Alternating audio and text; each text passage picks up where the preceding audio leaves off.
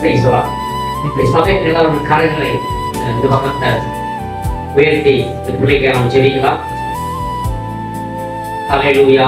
ஸ்தோத்திரிக்கிறோம் ஆண்டவரே, ஸ்தோத்திரிக்கிறோம் கர்த்தாவே. ஸ்தோத்திரம் ஸ்தோத்திரம் ஸ்தோத்திரம் ஸ்தோத்திரம் ஸ்தோத்திரம் ஸ்தோத்திரம் ஸ்தோத்திரம் ஸ்தோத்திரம்.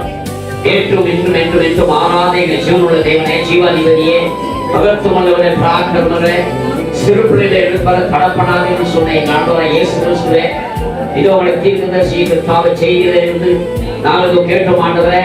இந்த 3 பிள்ளைகளையும் தாவை தீர்க்க பிரபசம் செய்தது போல இந்த வேளையில் ஆரோடு பிளஸுக்கு அடையாளம் கொடுக்கப்பட்டதானே இந்த பிள்ளைகள் தாவே ஜோசப் பிராணம் என்று கர்த்தராகிய இயேசு கிறிஸ்துவின் நாமத்தில் பிரதிஷ்டை செய்கிறேன்.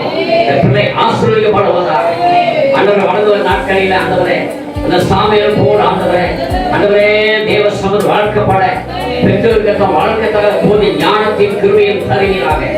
பெற்றோரை ஆசீர்வதிப்பீராக. இரண்டாவது மகனை நீர் ஆசீர்வதிக்க வேண்டும் என்று சொல்கிறேன்.